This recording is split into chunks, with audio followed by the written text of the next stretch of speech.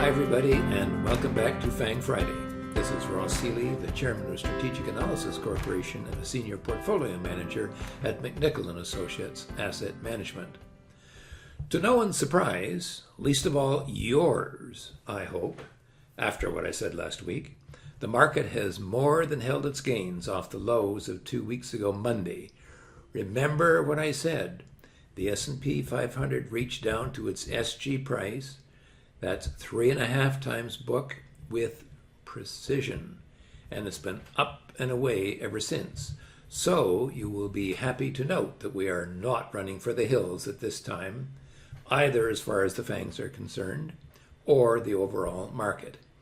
In other words, FANG viewers, I said with emphasis, the bottom for the overall market is in, and certainly at least for some time.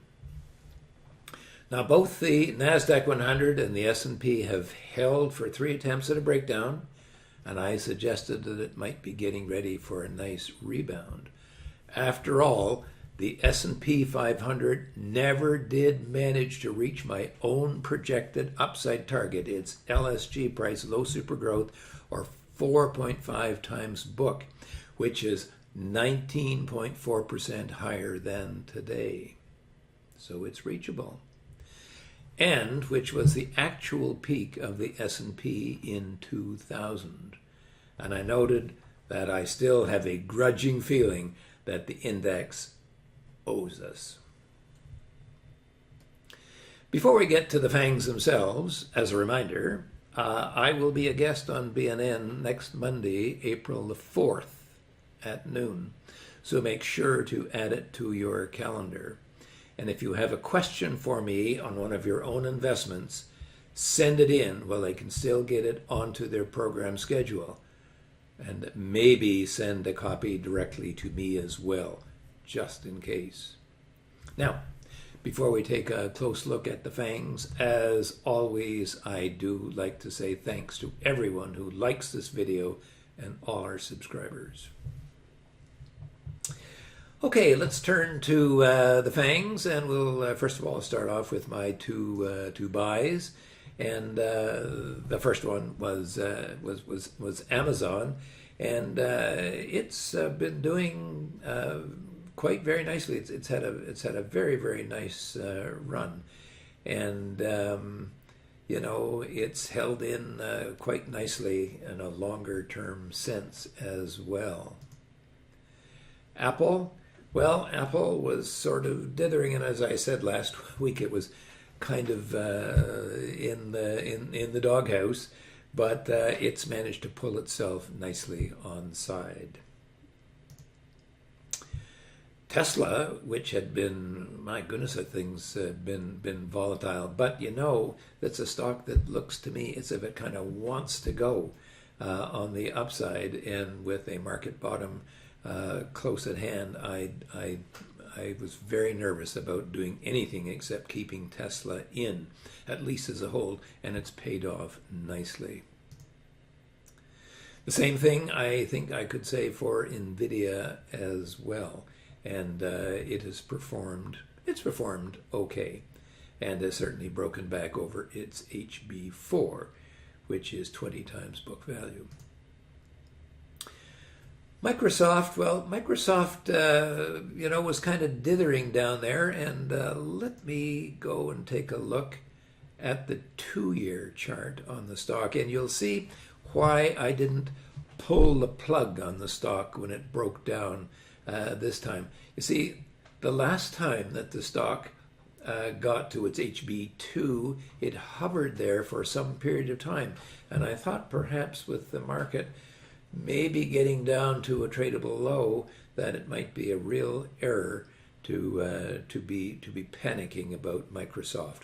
And so far, that has worked out. However, it's not exactly across its HB2 with what I might call authority.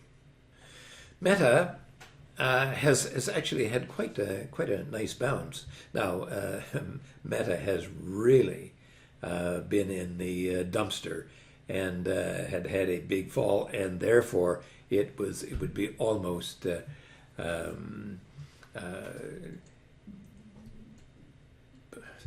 symptomatic.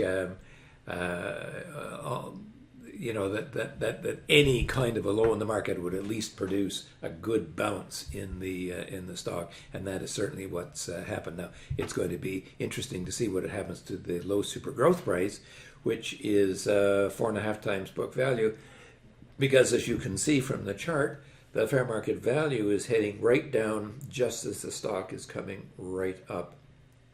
So we shall see if the stock can get any higher. Personally, I wouldn't bet on it, but we have to let the market tell us.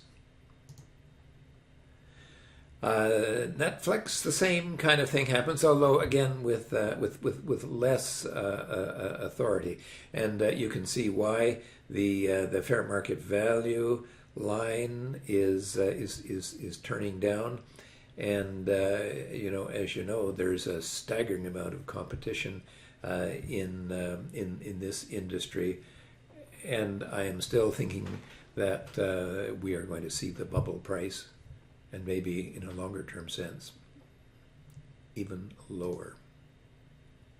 Finally, Alphabet. This is an interesting story. As you know, look at the fair market value; has been steadily rising, but the stock hasn't been able to get through its bubble price.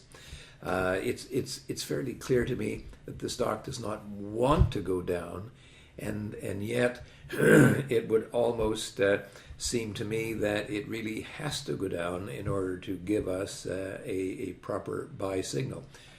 I'm afraid that I just have to say for now, I'm going to leave it as a sell and wait and see. Now, in summary, in the past week, things have been nicely steady as she goes, with all the FANGs having regained at least some ground.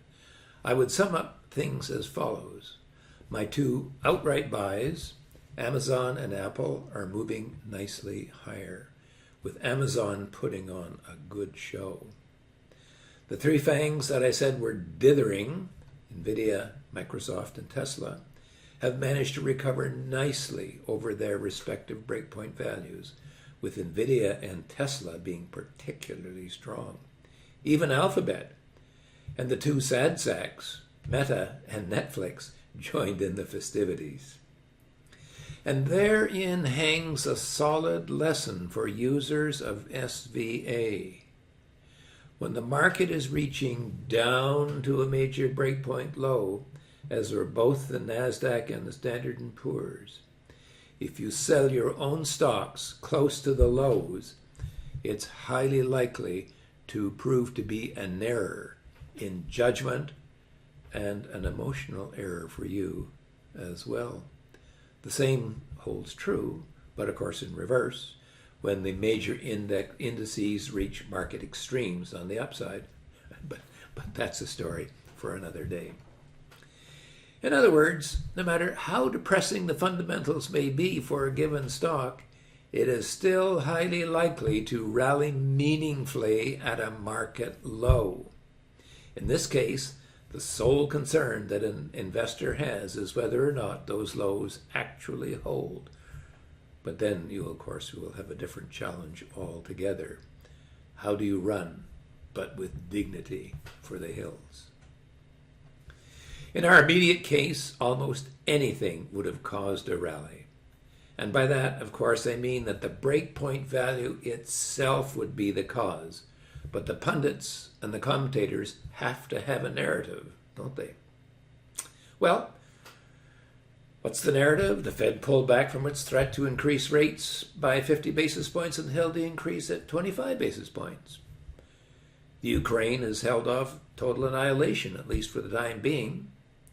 And spring is coming. What more could the market ask for? In sum, as of this week, Amazon remains a solid buy, and Apple has gotten itself out of the penalty box.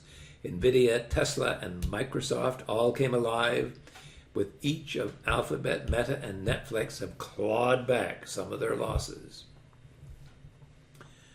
I should note that there are actually three ways that we earn our fees. The first is to help you find stocks to buy. The second is to help you avoid the kinds of huge losses that the market can inflict. And the third is to get you into or out of the market itself, as we have just seen. So, if you would like to be able to assess your own portfolio and indeed your overall portfolio strategy from an SVA perspective, email us at info@strategicanalysis.ca and let's see if SVA can keep you out of trouble and make you money as well.